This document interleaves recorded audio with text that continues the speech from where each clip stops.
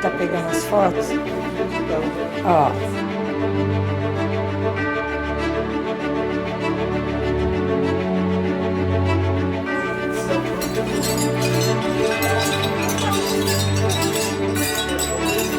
é muito orgulho com a mãe.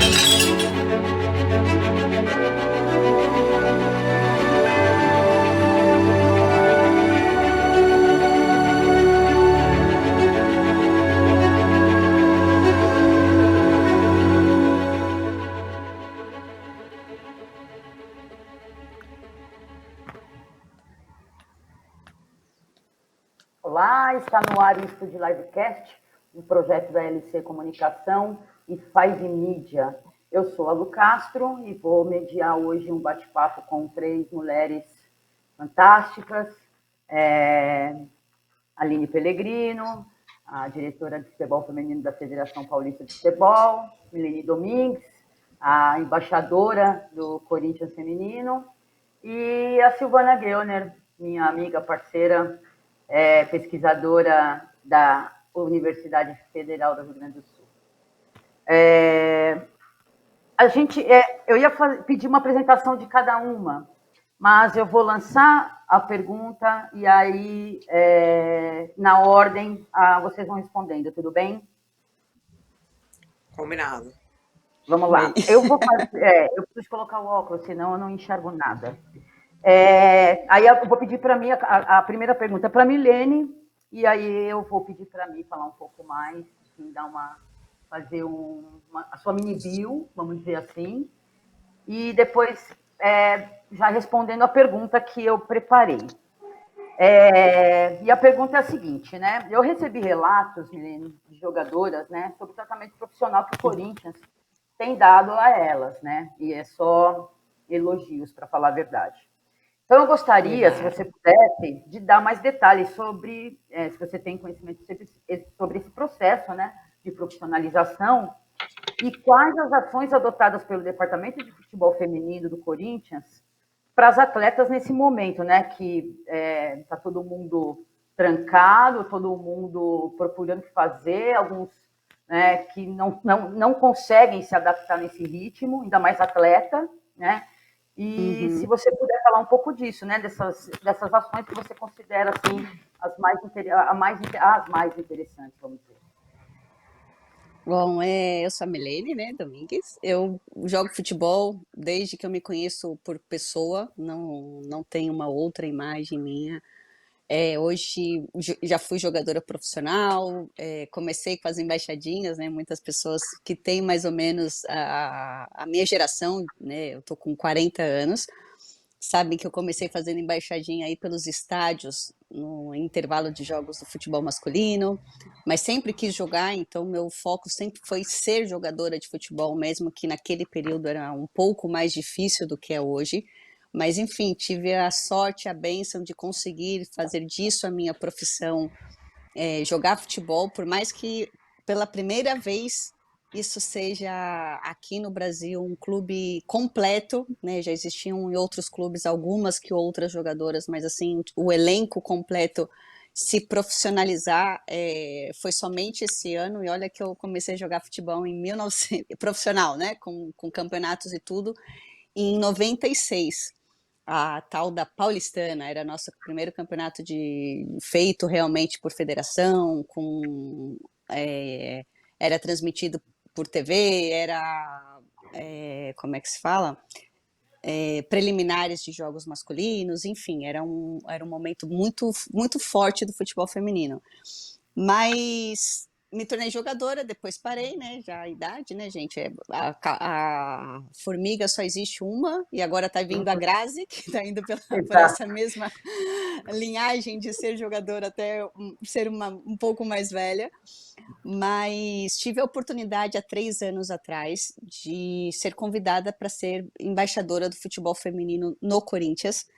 E, na verdade, o papel de embaixadora, que todo mundo já sabe que eu comecei no Corinthians, sou corintiana, Mas o papel de embaixadora, e assim como todas nós, não é só de um clube, a gente tenta que seja uma modalidade, por mais que cada um tenha o seu clube, estamos todas unidas para fazer com que a modalidade cresça, e eu vejo que isso vem acontecendo bastante. Não sei das medidas burocráticas que foram tomadas pelo clube para que houvesse essa profissionalização. É isso, acho que a Cris Gambaré, que é a nossa diretora, pode explicar melhor algum dia assim, essas partes mais burocráticas, mas eu sei que isso foi um projeto desde que eu entrei lá há 3 anos. O presidente já pedia isso, mas foi tudo calculado como processo. O futebol feminino no Corinthians precisava primeiro ser aceito, às vezes existia até certo preconceito do próprio clube em si, de sócios ou pessoas que não estavam acostumadas, e não era nenhum preconceito, não chamo isso de preconceito, era falta de informação mesmo. Veio a Copa do Mundo, então o futebol feminino se tornou mais popular, as pessoas começaram a enxergar que existe o esporte, né, para as mulheres, e aí, durante esse processo, o primeiro ano de ser aceito e não incomodar ninguém, o segundo ano de se manter, né, porque precisa de dinheiro e a gente não podia dar gasto ao clube, conseguimos vários patrocínios, então meu papel meio que de embaixadora era ajudar que, primeiro, ao futebol feminino ter um pouco mais de voz, por causa dessa coisa da mídia, e segundo, tentar pegar patrocinadores, enfim, fazer algumas parcerias para que ajudasse o futebol feminino. À medida de que as garotas estão tentando, obviamente, manter, eu acho que a primeira coisa, até como uma ex-atleta, é você manter em forma. O futebol é um esporte coletivo, é difícil que você consiga manter uma forma física de um jogo se não jogar, mas pelo menos toda a comissão tem quebrado a cabeça para tentar que as garotas façam em suas próprias casas treinamentos e gestos que cheguem o mais próximo possível dos gestos do futebol. E graças a Deus as garotas, até com essa profissionalização, até com esse envolvimento no crescimento da modalidade, elas estão muito empenhadas em não deixar a bola cair literalmente. Então elas se dedicam realmente, estão junto com a comissão.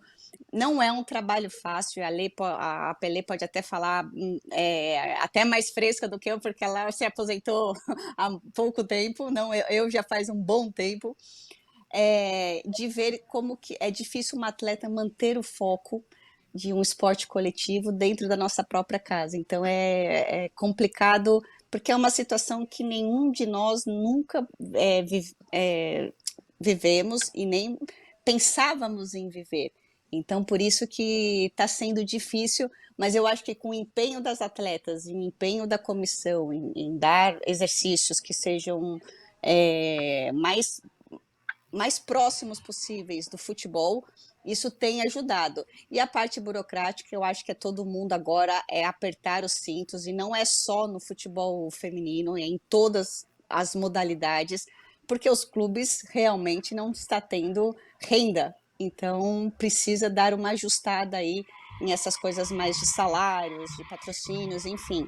Então, eu até estou curiosa para escutar a Pelé, para ver como Federação Paulista, como é que está se virando nos 30, porque o problema é que a gente ainda não tem nem previsão de que isso acabe, né? E que as coisas voltem a tentar se tornar normal, ou ter uma rotina de ter jogos e estádios e, enfim, renda para os clubes. Me estendi, né, Isso gente? aqui. Eu falo pra caramba, desculpa. Não, uma hora não dá. A gente sempre fala uma hora não dá nada. Quando a gente começa a Não dá. falar, a gente tem muito assunto, né? Porque até essa questão da federação, de ajudas, tem coisa para Pelé, né, tipo, falar para a gente também, né? E eu vejo muitas atletas aí nas redes, elas sempre estão colocando atividade e Sim, tudo mais. Elas estão o tempo todo, né, buscando, assim, e eu fico muito impressionada, porque não é fácil mesmo, não. Né? E ainda é mais a ter um foco, consciência, Lô.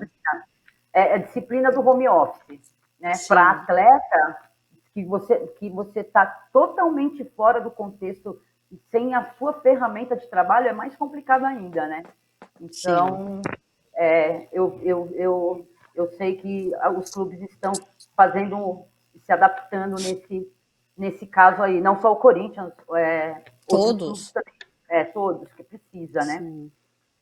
Eu vou passar, a gente tem ainda outras perguntas, mas eu vou passar para a primeira pergunta para a Pelé, falando para a Pelé também se apresentar, que ela quase não é conhecida também, e é importante as Imagina. pessoas saberem de quem se trata. Pelé, vamos lá, que isso aqui é meio fogo, né? Mas vamos lá. As Dibras, né, relataram aí no portal do UOL no dia 20 a existência, sobre a ausência da fiscalização da CBF quanto ao incentivo, né, aqueles valores de ajuda financeira para os clubes, né, e óbvio incluía os clubes né, os times de futebol feminino. E aí elas relatam lá o caso do Audax, né, que o cara, o dirigente falou que não, eu não sabia que era para usar para isso, e ele dispensou o atleta, pagou só um mínimo, enfim. Qual a posição da federação sobre o caso e qual que é a situação das equipes? O que você tem de conhecimento das outras equipes nesse momento, né? Sobre a aplicação da ajuda financeira, porque o futebol feminino sempre teve que se virar com um pouco, né? Então, e o futebol feminino sempre levou com um pouco, foi sempre na base da raça. Aí, quando chega uma verba no momento que é problemático para o planeta, não é possível ter alguém querendo se aproveitar. Então, eu queria saber qual o papel, né, qual a visão da federação, se tem algum posicionamento da federação quanto a isso, e também a situação dos outros clubes. Prazer aí estar participando com vocês, as três grandes amigas, das coisas boas que o futebol nos dá além do campo, né? Então eu fico sempre muito feliz de poder bater esse papo com vocês num momento tão difícil em que a gente é carente, né, dessa proximidade, mesmo que nesse novo formato que todo mundo tem se adaptado. Então, agradeço e é sempre bom estar com vocês, mesmo que dessa vez um pouquinho mais longe aí. Bom, para quem não me conhece, eu sou a Aline Pellegrino, sou ex-atleta aí de futebol feminino, há uma carreira de 16 anos, 9 anos na seleção brasileira, 7 desses 9 anos foram como capitã, e jogar no final de 2013, já tinha uma vontade de trabalhar, continuar trabalhando com futebol, porém fora dos campos, uma vontade muito grande de ser técnica, tive essa oportunidade e não imaginava muito a gestão, né? Então foi algo que aconteceu assim naturalmente, e que hoje me sinto muito confortável onde eu estou, muito, muito feliz, mas eu brinco que a Aline gestora foi a Aline capitã. A Aline supervisora na época do Corinthians Audax foi a Aline capitã. Então, acho que muito de tudo que eu vivi na minha vida, desde os meus 6 anos, os primeiros passos na rua chutando bola, foram me trazendo e me moldando para hoje ocupar o cargo que eu ocupo, que eu sei que é de muita responsabilidade. Eu tenho isso muito claro, então preciso continuar me capacitando para responder à altura. Claro que cada um tem a sua verdade, a gente não tem resposta para tudo, infelizmente, muitas vezes, então sigo aprendo muito com vocês, Silvana, todas as vezes que a gente para conversar, Lu, Milene, o quanto que é importante essa troca de ideia, às vezes divergir, então olhar a perspectiva do outro é muito importante, então vai ser bacana também esse tempo que a gente vai passar junto aqui. Eu sempre levo isso para a federação de alguma forma. Putz, isso aqui, será que tem um outro jeito de pensar? Mas basicamente é um pouquinho disso. Para entrar na sua pergunta, Lu, eu vou falar de uma forma mais genérica, e aí depois eu entro de uma forma mais específica no que de fato a federação está fazendo e como a federação está se programando, se planejando nesse momento aí que a gente já tem um pouco mais de um mês da nossa competição, que ia começar no dia 12 de abril, suspensa, agora sem uma nova data, então eu vou falar de uma forma mais geral e depois, a hora que estiver falando especificamente do Campeonato Paulista, eu vou me aprofundar um pouquinho mais. A Milene já falou, é um momento diferente, ninguém nunca viveu isso, ninguém nunca imaginou estar passando por isso. Então, hoje, o futebol mundial está sofrendo. Não é o futebol brasileiro, não é o futebol paulista, não é o futebol feminino, não é o futebol masculino. O futebol como um todo sofrendo diante desse cenário. E a pergunta que eu tenho me feito muito diante disso que a gente está vendo, será que esse futebol é sustentável? E aí, quando eu falo esse futebol, é o futebol masculino e o futebol feminino. Então, é a partir do momento que a gente vê as entidades que estão, que gerem o futebol, a FIFA, a Conmebol, a CBF, a Federação, tomando atitudes de auxílio financeiro. Então, assim, a pergunta é, será que esse futebol é sustentável? Isso é um ponto muito importante de reflexão. Acho que quando tudo isso passar, e vai passar, acho que é a partir daí que a gente tem que recomeçar. Então, óbvio que esse auxílio financeiro, um auxílio financeiro emergencial, que sai da CBF para o futebol masculino e para o futebol feminino, então no futebol masculino foi para a Série D e para a Série C, e no futebol feminino para a Série A1 e para a Série A2, era importante. E aí, qual que é o outro ponto que eu vou trazer? Porque a gente está falando que não foi um auxílio para o feminino, foi um auxílio para o feminino e para o masculino, porque esse futebol é um só. Então, nesse momento, está todo mundo com essa dificuldade. Só que muito se falava que o futebol feminino não é sustentável. E você, no começo da sua fala aí, infelizmente, o futebol feminino está mais adaptado a essas situações, porque teve muito pouco sempre. Então, talvez, não é que não vai sofrer, claro que vai sofrer, mas talvez a gente esteja um pouquinho mais calejado de ter esse momento de dificuldade, porque a gente viveu muito dele na nossa história. O que eu acho que teria que ter acontecido, talvez diferente com relação ao auxílio? O auxílio era importante para os dois, mas o futebol feminino tem a sua especificidade. Então, talvez a estratégia para fazer esse auxílio no feminino poderia ter sido diferente. E aí a gente sente um pouco de falta dos departamentos de futebol feminino, né? Seja no clube, seja nas federações, seja nas confederações, seja nos sindicatos, porque também muito desse auxílio veio de uma reunião do sindicato. Então, quem está lá representando o futebol feminino? Então, acho que é um outro ponto de atenção. Agora, olhando mais especificamente para o futebol feminino, o quanto é importante ter os departamentos de futebol feminino, porque esse eu iria com um alinhamento. Então, eu vou alinhar com toda a cadeia, eu vou alinhar do departamento da... Vamos supor se esse dinheiro veio da FIFA. Eu vou alinhar do departamento da FIFA com o departamento da Conmebol, com o departamento da CBF, com o departamento da Federação, a Federação com o departamento de todos os clubes. Então, teria um alinhamento. E é uma realidade, não são todos os clubes que têm esse departamento, não são todas as federações que têm esse departamento.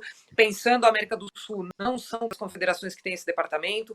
Então, acho que é um outro ponto que a gente precisa, quando recomeçar, esse futebol é sustentável? Se ele não é, da onde está vindo o dinheiro, como ele está saindo e como eu vou ter que trazer esse dinheiro agora e de que forma eu vou distribuir. É um ponto. Um segundo ponto é a necessidade do departamento de futebol feminino numa hora dessa, que você consegue controlar um pouco mais, né? Então, acho que esse é um segundo ponto. E um terceiro ponto é o que, diante de um cenário que é tão adverso para todo mundo, então não quer dizer que a FIFA também não está com dificuldade, que ela está, vale o mesmo para a Conmebol, para a CBF, para as federações, para os clubes, então assim, está todo mundo vivendo esse momento de dificuldade, cada um dentro daquilo que tinha que apresentava. A federação também perdeu receitas, muitas das receitas da federação também vem da arrecadação das partidas do futebol masculino, então, obviamente que um ticket de Libertadores é maior, só que não tem Libertadores acontecendo, um ticket de Sul-Americana é maior, então bloqueou tudo, né? E aí, fechando agora para falar o que a federação, enquanto departamento de futebol feminino, Aline e Lorena, junto com o departamento de competições da federação, estão olhando nesse momento especificamente para as 16 equipes que iam iniciar o nosso campeonato no dia 12, né? Ontem a gente teve uma reunião e eu também, obviamente, muito alinhada com toda a presidência da federação. Não adiantava... Olha, o campeonato está suspenso, vamos se reunir agora. Era tudo muito incerto. Continua, mas eu acho que depois de um mês a gente consegue olhar um cenário com uma outra maneira, outras equipes de países que estão vivendo um momento da pandemia diferente do nosso, começando a retomar.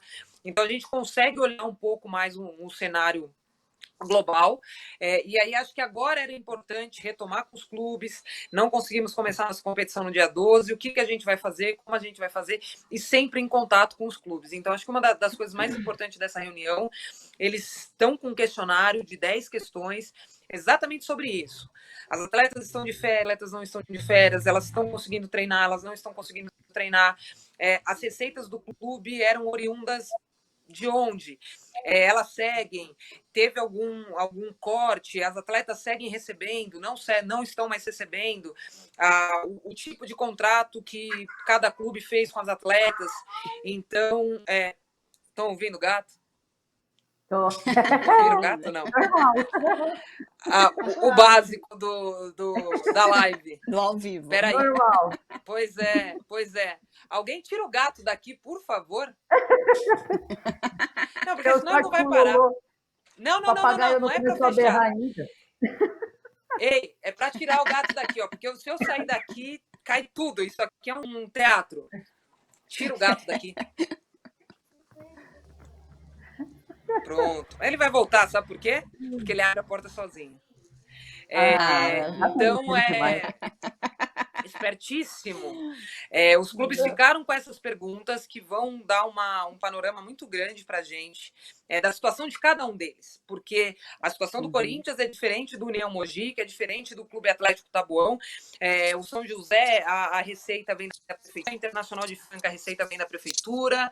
A federação mesmo estava com um projeto na lei de incentivo e está tudo travado. Então, assim, esses clubes que têm receitas de prefeitura, de governo, que toda a verba está focada na saúde e acaba bloqueando, do clube talvez não, mas aí é um outro tipo de contrato. Então, a gente, a partir da semana que vem, com esse panorama, com esse mapeamento de em que momento está cada um, a gente vai começar a trilhar as próximas ações.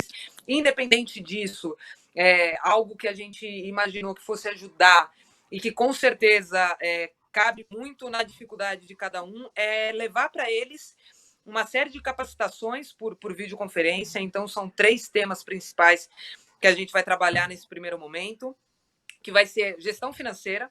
Então, vamos trazer um profissional que vai falar sobre essa gestão financeira.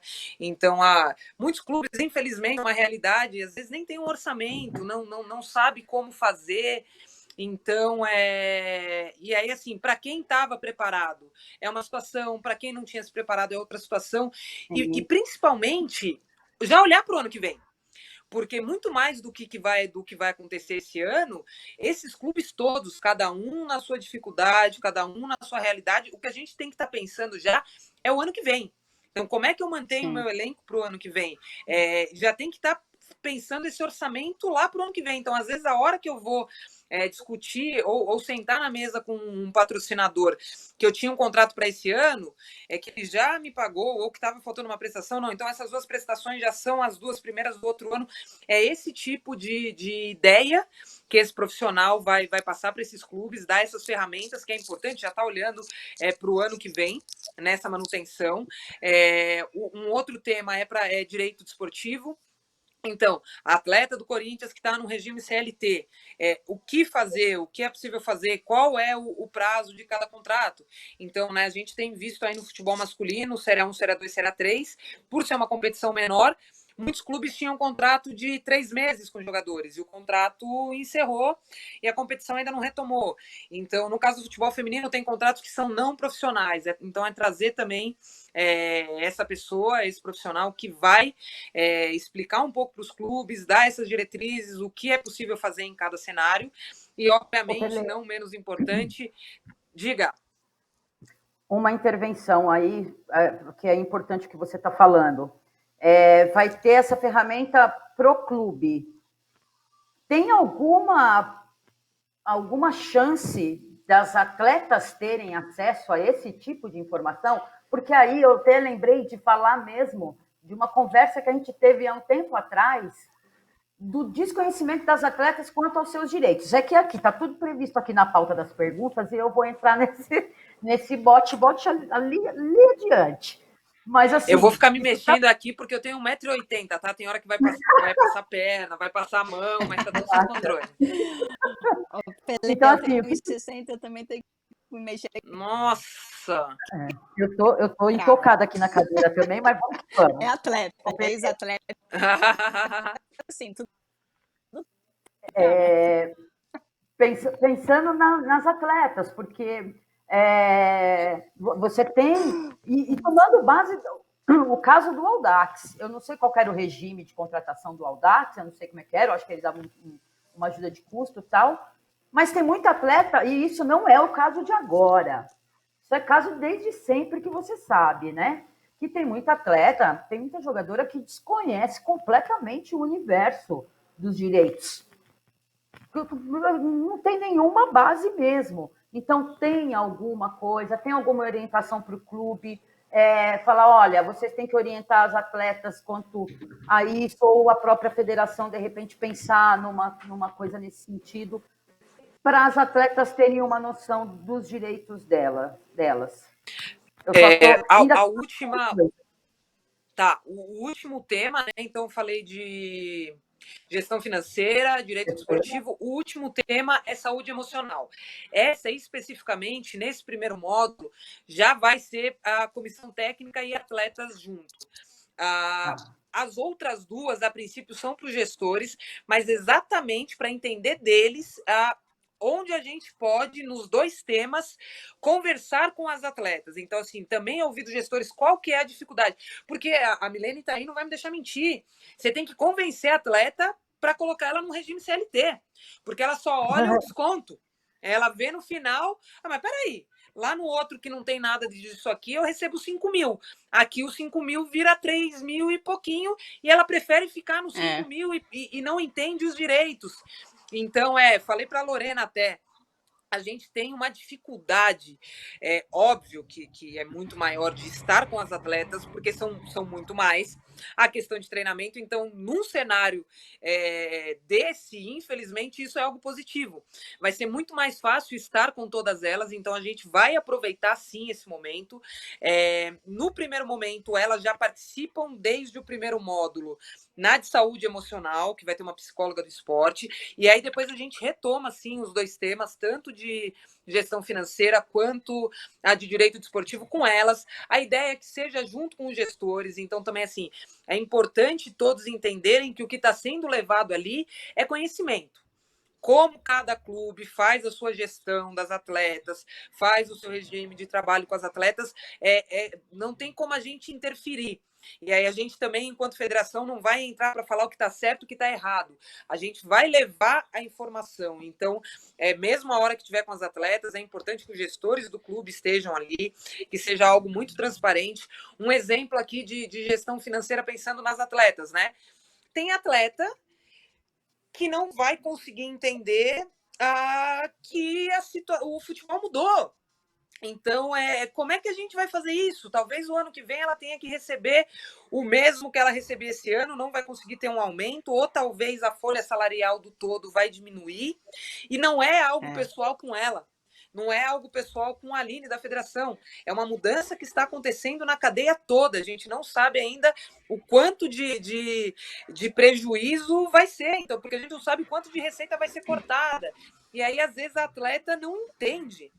Ou o próprio gestor, se não entender, vai ficar brigando com o patrocinador. Ele deveria estar buscando se conciliar com ele e ver, então, como é que a gente consegue estender essa parceria num formato diferente. Então, é o que a gente vai acabar fazendo aí para os clubes, começa a partir da próxima semana já, esses 3 ciclos de palestras. Infelizmente, o Audax esse ano nem entrou, né, no Campeonato Paulista, eles acabaram ficando no Campeonato Brasileiro, o Audax e Ponte, mas exatamente por estar num ano mais difícil, com mais dificuldade, acabaram abrindo mão do Campeonato Paulista. Então são clubes que não necessariamente vão estar nesse ciclo, mas que a gente pode ter uma conversa individual, particular. É que assim, os clubes sabem o quanto a federação está com as portas abertas, e às vezes tem algumas coisas que eles nos procuram, outras não, mas A gente, inclusive, né, o feminino nisso é muito bom. Eu costumo brincar que eu adoro fazer do feminino cobaia, porque a gente mostra que tem coisa boa, que é possível. Então, a ideia também é estender essas palestras que a gente vai fazer agora aqui com o feminino, com outras categorias, com outros clubes. Então, é uma primeira estratégia que eu acho importante, mas dessa questão específica aí, Audax, eu acho que o ponto mais importante, talvez, para minimizar que esse tipo de situação aconteça no futuro é terem os departamentos de futebol feminino, porque às vezes tem clube que não tem quem responde, quem é o responsável, quem passa informação, quem tem aqui o planejamento, o orçamento, às vezes não tem. Tem clubes que não têm isso planejado, porque como é que o diretor de futebol sub-20 masculino vai planejar o feminino? Tem que ter alguém planejando o feminino, né? Sim. É verdade. Muito bem. Ainda tem muito caldo nisso daí tudo, mas eu vou passar para a Sil. Sil, por favor, a sua breve apresentação, e eu já vou entrar com a minha questão. Tem todo um enunciado, tá? Então, a gente tem conversado bastante, eu escrevi aqui para não me perder, tá, nas palavras. A gente tem conversado bastante sobre a necessidade de politização nas atletas, né? No que diz respeito ao conhecimento dos seus direitos, que era o que a gente estava abordando agora aqui com a Pelé. Há uma postura de representatividade de fato também perante a próxima geração, e falamos muito da abordagem feminista do futebol.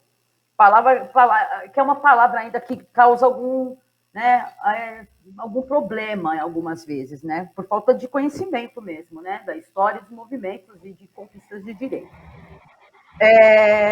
Com base nessa abordagem, né? Na abordagem feminista, o que você acha que a gente podia fazer para que casos assim como do relatado sobre o Audax deixasse de acontecer, e mesmo que isso de modo gradual, de fazer parte do cotidiano das mulheres do futebol, porque é sempre alguma história que acontece de gestão mal conduzida, de pagamento não efetuado, de barateamento de hotel, de refeição, diante de competição. A gente sempre tem esse problema. Então, eu sei que a ideia é reduzir isso. Mas como que dentro desse contexto, para o entendimento que a mulher dentro de campo já é um ato político, que ela está ocupando um espaço que era predominantemente masculino, o que você acha que dá para a gente... O que a gente podia fazer para que isso não acontecesse mais, né? Poxa vida, já deu, né?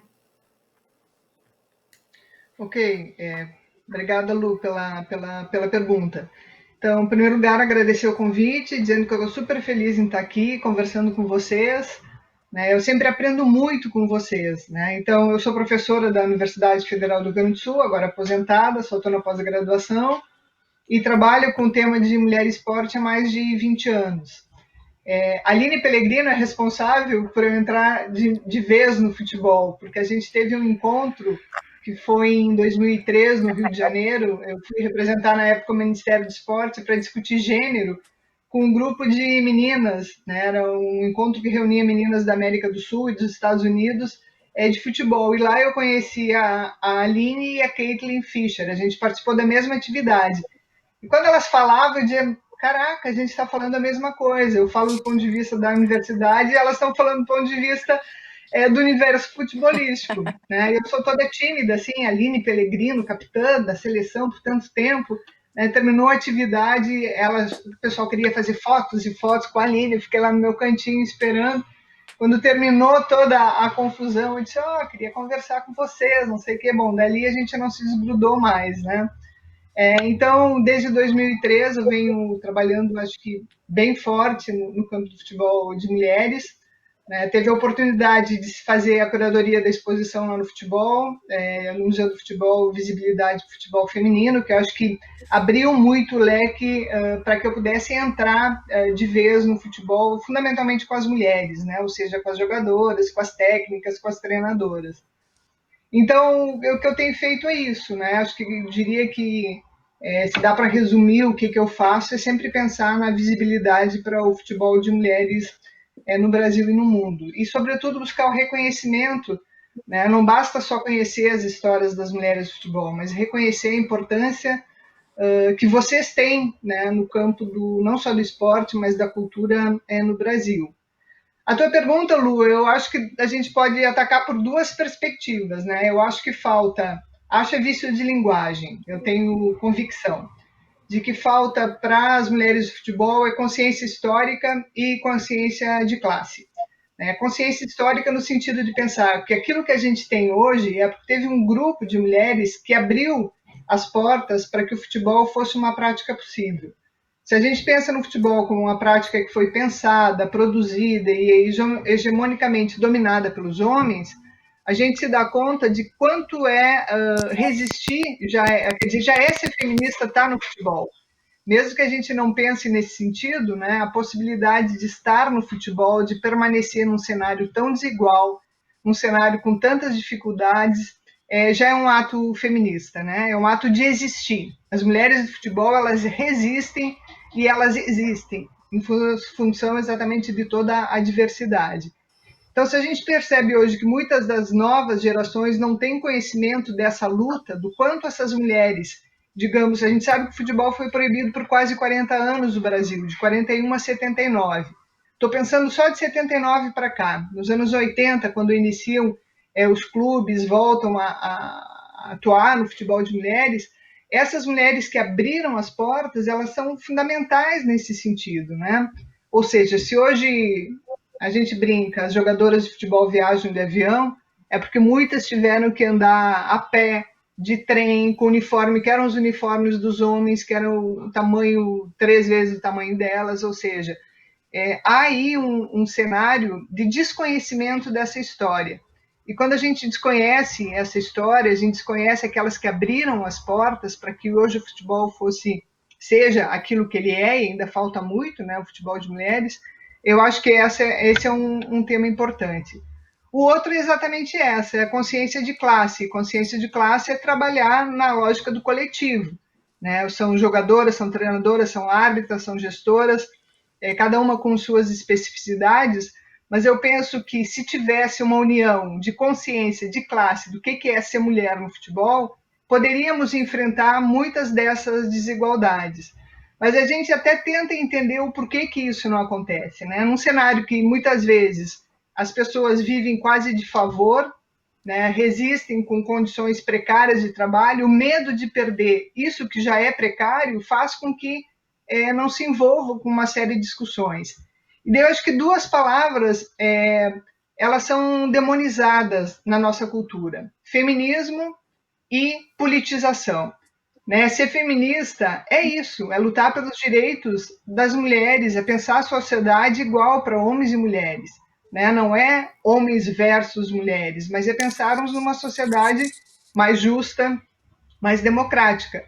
Mas o que acontece na nossa sociedade? As mulheres estão sempre perdendo nessa sociedade. Basta ver agora a experiência do confinamento, o quanto para as mulheres demandou um trabalho sobrecarregado, porque elas continuam em casa fazendo, mesmo que seus maridos, companheiros, irmãos, filhos estejam em casa, elas que estão assumindo de novo, além de estar trabalhando no home office, as tarefas da casa, e o índice de violência o feminicídio aumentou, né? Então isso explica por que temos que ser feministas, homens e mulheres, pensar numa sociedade igual.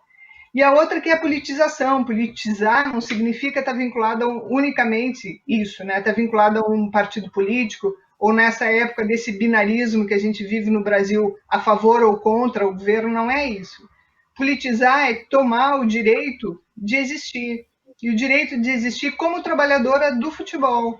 Então, eu penso que talvez uma das saídas possíveis fosse uma consciência mais coletiva das mulheres do futebol. Poderia ser uma associação, poderia ser uma organização, né? Poderia ser um espaço no qual pudesse pautar essas dificuldades. Ou seja, aconteceu um caso com o Audax, vamos lá ver o que aconteceu, e essa associação, esse coletivo poderia intervir nesse sentido, né?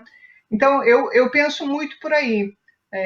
Consciência de classe e consciência de história. Tudo que a gente vive hoje é porque alguém abriu as portas para isso que fosse possível. E uma frase que a gente sempre diz, né, Lu? Nada foi concedido, tudo foi conquistado, e com muita luta. E vocês são um exemplo disso, né? Por isso que eu aprendo muito com vocês. Adoro estar com vocês. Assim, o futebol de mulheres deu um gás na minha carreira, assim, final de carreira acadêmica, digamos assim, não que eu tenha desistido dela, ao contrário, mas por conta disso, pelos aprendizados. Eu nunca ia imaginar, por exemplo, estar conversando com vocês na quarentena. Primeiro que a gente não imaginava a quarentena, né? Segundo, estar fazendo uma série de lives, de encontros com pessoas que eu tenho muito respeito. E vocês três são pessoas assim. Então é isso, consciência de classe e consciência histórica, do meu ponto de vista. É isso aí. Eu vou passar para a segunda pergunta, que é para todas, tá? E aí vocês respondem primeiro quem quiser, e aí eu quero que não ficar, pinga aqui, pinga ali, pergunta aqui, que não é muito a minha cara. Então vamos pensar o seguinte: a gente teve um 2019 quase perfeito em termos de visibilidade e aderência, né? Ao futebol feminino. Foi muito legal, foi muito interessante. A melhor Copa do Mundo. Nossa, a gente teve majestoso com a Arena Itaquera cheia, coisa linda, maravilhosa. Aí veio 2020 com, um puta de um balde d'água. Essa é a verdade, né? Com essa, né, a promessa de 2020 sendo estancada por uma pandemia. Na opinião de vocês, o que o futebol de mulheres tem de vantagem? A Pelé já meio que respondeu, mas eu quero expressar isso, tá? O que o futebol de mulheres tem de vantagem nessa situação e o que a gente pode usar como exemplo do futebol masculino, né? Que é espetaculoso, com salários que são uma fábula, para que a gente possa suplantar esse momento. Eu digo isso porque a linha do tempo do futebol de mulheres, né, ela é composta de fatos seguidos de hiatos. Então, os fatos lidam, né, principalmente com a escassez, e de algum modo as mulheres sempre se mantiveram em atividade, mesmo com esses parcos recursos, mas se manteve, né? E depois vem o hiato, aí vem aquele momento que, nossa, a gente já, né, tá tudo muito complicado. Para que se evite isso, o que, na opinião de vocês, o futebol masculino tem de exemplo sobre o que a gente não deve fazer? Até porque a gente nunca, né, pelo menos em nossas conversas, a gente nunca tomou o futebol masculino como, é lá que nós queremos estar. Pensamos muito na sustentabilidade, que é uma conversa muito antiga já, né, Pelé? Tem que ser sustentável, tem que se sustentar, não pode ter alguém com um salário de 800 milhões. Velho, é uma indecência. Assim, na moral, é indecente, né? E tem que ser igual. Eu acho que esse momento veio para colocar no mesmo, né? Pelo menos dar uma equilibrada nesse fantástico mundo de Bob, que é o futebol masculino. Então, eu queria, assim, a opinião de vocês. E fiquem à vontade. Eu, como comecei, vou fechar. Comecei lá na outra pergunta, vou fechar aqui. Eu acho que é isso, Lu. O futebol masculino tem que pensar muito no momento, até porque obrigatoriamente vai ter que repensar, porque a receita vai diminuir. Então não vai dar mais, eles não vão conseguir mais pagar. Porém, eu acho que esse momento está servindo de alerta para o futebol feminino, que mesmo com números muito menores, também começava a entrar errado. De não se preocupar de onde vem a receita. Porque tem obrigação daqui, tem alguma verba de incentivo dali, então eu também não estou preocupado. A moeda está caindo aqui e eu estou conseguindo fazer o meu trabalho do dia a dia, mas não estou preocupado em ir buscar essa moeda. Então, eu acho que esse é o momento, e isso é uma outra vantagem que eu vejo do futebol feminino, que é a união. Então, eu acho que é uma conversa muito mais fácil pegar os meus 16 clubes do Paulistão Feminino e falar assim, vamos ter que mudar o formato da competição? Vamos. Então, talvez o Corinthians não vá jogar todos os jogos dele no Parque São Jorge, porque talvez a gente vai achar uma sede, como a Milene bem falou da Paulistana lá atrás, e 80% dos jogos vão ser nesse local, porque a gente vai fazer um trabalho de divulgação, de patrocinadores ali. Então, eu acho que esse tipo de conversa e de mudança seria mais fácil acontecer no feminino. No masculino é muito difícil. Então, como é que você vai fazer e o Corinthians não vai jogar na arena? Mas talvez o Corinthians feminino consiga não jogar no Parque São Jorge, porque a gente vai ter um campeonato específico com 2 sedes e todas as equipes vão estar jogando ali. Então, eu acho que tudo isso que está acontecendo serviu de alerta para o futebol feminino, para a gente, opa, peraí, nesse ano que era tão importante de consolidar, mas talvez o que a gente estaria consolidando esse ano? E aí é mais uma reflexão. Eu vou consolidar uma receita que vem de um lugar que não sou eu que busco, que eu não estou preocupado, que eu acho que ela tem que cair aqui sempre, pronto, e acabou. Lá na frente a gente ia ter problema. Então, eu acho que uma outra vantagem do futebol feminino é a união das equipes, é o entendimento, você consegue sentar na mesa e por mais que, obviamente, as decisões, por mais democráticas que sejam, ela vai atender os anseios de uma parcela, não do todo. Então, eu tenho um exemplo muito claro na federação ano passado, que foram as finais. De repente, a gente se viu impedido de terminar a competição. Teve uma reunião que estava Corinthians, São Paulo, Ferroviária e Santos na mesa, e alguém dali ia sair prejudicado, alguém dali ia sair muito prejudicado, alguém dali ia sair prejudicado demais. Não tinha cenário bom. E a gente junto, putz, quem foi pior para o São Paulo. E ok, eu entendo que eu estou sendo o maior prejudicado aqui, mas eu tô com todo mundo. Então eu acho que isso o futebol feminino tem de muito bom, que a gente não pode perder. E talvez seja o momento agora da gente juntos buscar essa receita para todos. Não, porque não adianta, o Corinthians... se o Corinthians continuar subindo e os outros não, a conta não fecha. Vira o Santos de 2009, 2010, que eu te falo, se você não tem competitividade, que graça que tem, né? Você tem que ter alguém no patamar, né? Você tem que ter outro. E a conta chegou. A conta chegou. Sim. Ó, eu posso falar agora aqui como Corinthians, é verdade, porque uma das conversas que a gente mais tem, até eu que sempre estou dos dois lados, né? Eu convivo um pouco com a comissão, convivo com as garotas, estou ao lado da crise, então eu sou aquela que circulo pelos todos os lados. Então, a conversa no geral, até entre as garotas mesmo, ninguém pensa no clube em si. É todo mundo na modalidade. É óbvio que, como dentro de campo, se existe a competitividade, quer ganhar os 3 pontos, quer ser campeã, enfim. Mas saindo ali das 4 linhas, a união do futebol feminino, eu acho que mais do que o que o futebol feminino tem que ver do masculino, eu acho que vai ser ao contrário. Eu acho que é o masculino que vai aprender muito mais com o feminino.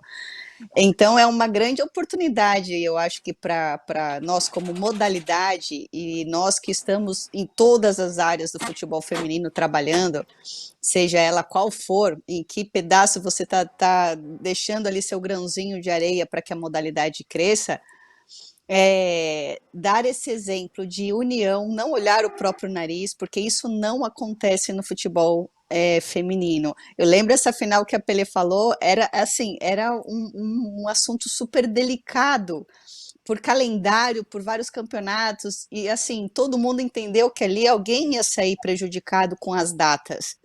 E sabemos que uma semana a mais, uma semana a menos, o psicológico das atletas, o físico, enfim, tudo isso muda dentro de um cenário, né, dentro do campo.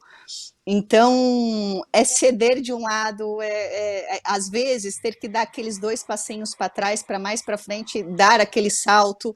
Então, acho que essa mentalidade no futebol feminino já é mais cultural, como a Pele bem falou logo no início das perguntas, de que o futebol feminino já viveu isso. A gente ia conhecer um novo lado em 2020, eu acho que ia ser a colheita de tudo que foi plantado em 2019, aquele auge, Copa do Mundo, cenário de estar sendo vista no mundo inteiro, times se profissionalizando. Mas eu não acho que essa colheita acabou, não, gente. A gente não perdeu essa colheita, não. Ela só vai postergar um pouquinho, porque a gente vai ter que aprender a dar um tempo. Foi o que a Pelé falou, o planejamento do ano que vem, que estamos ainda. E assim, falta muito ano ainda. Mas é um ano de muita adaptação. que o ser humano somos adaptáveis e a gente tem essa cabeça aberta no futebol feminino no geral. Então, eu acho que essa consciência de todos os clubes em saber que terá que dar uma apertadinha daqui, uma apertadinha dali, ceder de um lado, de repente é hora de um ceder, depois o outro cede, enfim, dar aqueles 2 passinhos para trás. Todo mundo, como bem a Pelé falou, e é verdade, eu vejo isso, que os clubes estão, o que tem essa gestão no futebol feminino em si, que é importante, ponto que realmente a Pelé tem brigado muito, e é necessário, sim, ter um departamento de futebol feminino, nem que seja alinhado a outra categoria masculina, mas tem que ter olhos somente para aquele departamento, aquelas garotas, como é que faz. E tudo isso é o quê, gente? Eu vou falar igual o Hamburgo, mas é a realidade, é o planejamento. Tem que existir um planejamento. Por mais que essa situação, o planejamento teria que sofrer algumas modificações, é necessário sim planejamento do futebol feminino, todos os clubes. Isso facilitaria demais o trabalho das federações, o trabalho das confederações, enfim. E essa coisa como clube, sim, eu acho que a modalidade já é uma coisa natural das mulheres, da modalidade do futebol feminino. Todo mundo pensar num todo, numa modalidade e não num clube. Ninguém quer, imagina, ter um time que vai ganhar tudo e cadê a competitividade? E olha, eu acho que dos anos que mais igualado estava, né, Pelé, o Campeonato Brasileiro, a gente viu assim uma qualidade técnica, clubes se reforçaram, ou seja, tinha mais o Corinthians, o time a ser batido, por mais, né, que o Corinthians perdeu o Campeonato Brasileiro ano passado para a Ferroviária, mas era um time que era o time de recordes. Esse ano o Corinthians, não foi que o Corinthians caiu de produção, não, muito pelo contrário, mas os outros clubes deram um salto, tanto na qualidade das suas jogadoras, porque começaram a investir desde a parte de comissão técnica, a parte de infraestrutura, a parte... O Corinthians tem, por exemplo, a psicóloga, tem nutricionista, tem os parceiros que as garotas estudam, as garotas têm toda a assessoria, ou seja, os outros clubes começaram a ver que isso era importante, era necessário e que dava resultado. Dentro de campo, as garotas respondiam de uma outra maneira. Então, esse ano, início do Campeonato Brasileiro, a gente viu uma igualdade aí entre os clubes que estava lindo de se ver, gente. Mas eu acho que tudo que foi plantado em 2019, a gente, ao invés de colher em 2020, está lá repousando, em 2021 a gente vai colher. Melhor ainda, né? Vamos adubar vamos regar a colheita vem melhor. É isso aí. Eu concordo tanto quanto a Aline falou e a Milene, mas eu também queria falar que eu não sou tão otimista. Né? Por que eu não sou? Eu queria ser mais otimista, na verdade, do que eu sou. Eu acho que o nosso futebol de mulheres está na infância ainda, né? Ele tem muito para se desenvolver. Sim. O futebol dos homens, ele é um futebol, ele é um negócio. Eu não vejo mais como um esporte. O futebol dos homens, ele é uma exceção no campo esportivo. Nenhuma outra modalidade esportiva tem o que esse futebol dos homens tem, em termos de estrutura, visibilidade, salários, etc. Né? Para mim, é um negócio... Mas que vai mudar, né, Sil? Vai ter que mudar. Isso era até aqui. Agora vai... Mas aí é que tá, Aline. Eu não sei se sou tão otimista, porque a gestão do futebol dos homens, ela envolve tantas coisas, quer dizer, é patrocínio, é direito de transmissão, é patrocinadores, são cartolas corruptos, são cartolas que se mantêm no poder há anos. Né? A gente viu os escândalos com as propinas todas. O que eu temo é que o desconto venha de novo para o futebol de mulheres. Se vai ter que modificar, vai ter que modificar quem está lá com menos estrutura. Espero que não, gostaria que não fosse. Né? Por isso que cada vez mais quem atua com futebol de mulheres tem que estar unido. Os clubes, as federações, e daí, enquanto não houver um departamento de futebol de mulheres na CBF, eu acho que a gente ainda está com muito prejuízo. Não é só nas federações, não é só os clubes que precisam ter departamento de mulheres. É a CBF, a instituição gestora do futebol brasileiro, tem que ter um departamento específico para pensar políticas a curto, a médio e a longo prazo, inclusive num tempo de pandemia. O que é necessário fazer para que aquilo que foi conquistado não se perca? Porque é muito mais fácil perder isso do que mudar numa estrutura consolidada, corrupta, né, do futebol dos homens. Né? Então, eu acho que a gente vai ter que estar muito mais unidas, os clubes que têm a gestão de mulheres, com mulheres, pensar no coletivo da modalidade. É isso que a Milene falou agora, tem que pensar na modalidade, porque senão a gente tem grande chance, eu acho, de perder algumas conquistas. Porque também tem que considerar o seguinte, ano de Copa do Mundo e ano de Jogos Olímpicos, o futebol feminino cresce. Depois ele vai murchando. Eu acho que não vai acontecer isso, mas o cenário de pandemia a gente tem que ficar muito atenta para que não aconteça, que a gente não. Por isso tem que politizar, entendeu? Por isso que a gente tem que continuar batalhando pelos departamentos femininos, pelas condições das mulheres, pelos direitos trabalhistas das jogadoras, das árbitras, das gestoras. Não podemos agora esmorecer, porque a luta vai ser mais difícil. Penso. Sil, eu acho que, na verdade, quando a gente fala desse futebol masculino mudar, uma mudança que daí independe de toda essa cadeia. É grana. A receita vai diminuir. Esse ano já vai ter um prejuízo muito grande com relação a receitas. Então, e aí a hora que você começa a olhar e falar, mas caramba, por que eu gasto tanto? Será que eu não consigo trabalhar com um pouco, gastar um pouco menos? Então, assim, onde eu acho que e aí tudo, tá? Porque tem muita receita do futebol feminino que vem do futebol masculino. Então, a hora que a gente falar de receita, as receitas para o futebol feminino também devem diminuir. No pontual, no clube, na federação, na confederação, porque muita dessas receitas vem do futebol masculino. E a partir do momento que essa receita principal diminui, naturalmente diminui para os demais. Onde eu acho que a gente não vai ter tanto prejuízo no futebol feminino? O que eu acho que é a principal ponto de manutenção, que a gente não pode abrir mão das nossas competições. Então, a hora que a autoridade de saúde me deixar os campeonatos voltarem, tem que ter todos os campeonatos, tem que ter tudo que estava planejado. É diferente uma Olimpíada num nível desse, que acontece de 4 em 4 anos, que ok você colocar ela para o ano que vem. Mas a gente não pode ter um gap. Se possível, só vai acontecer se tiver tudo fechado. E eu não acho que a gente vai passar por esse problema nesse formato até o final do ano.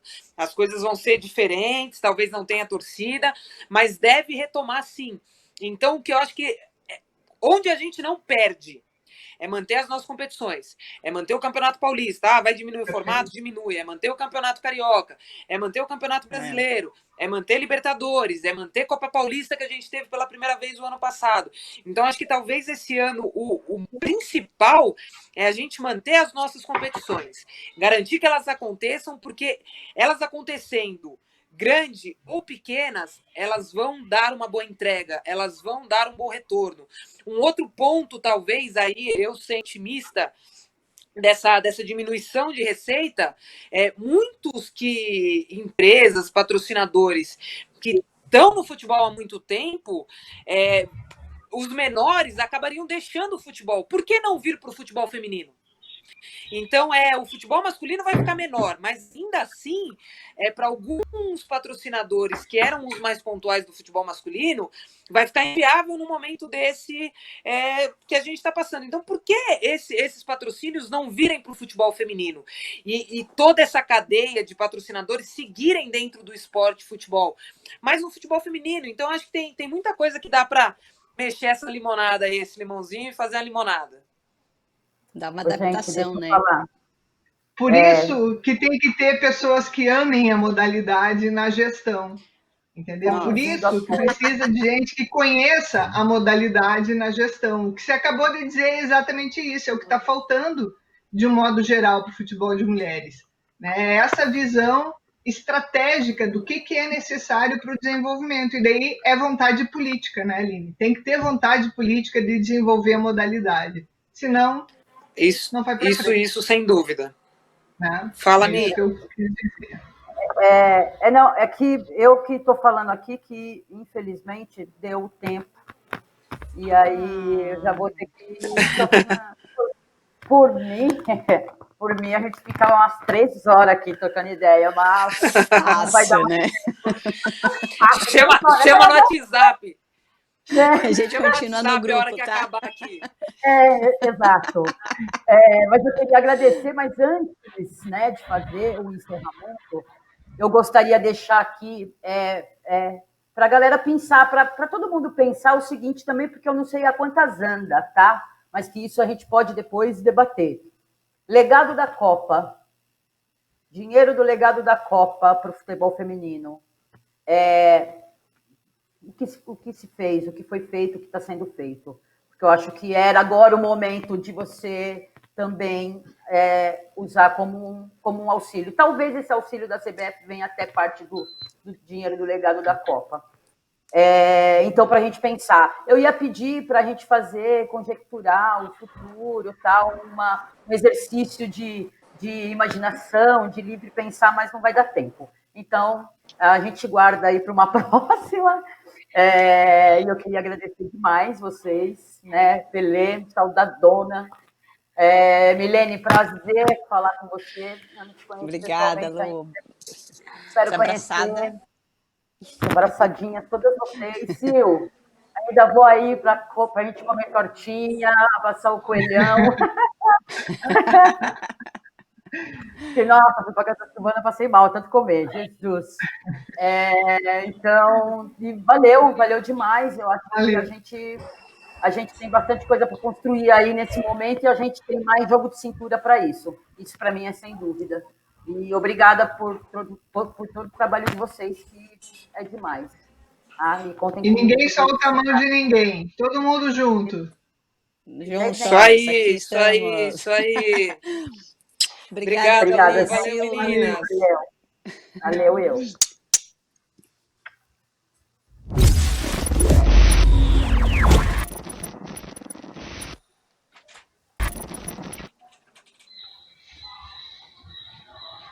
Podemos sair?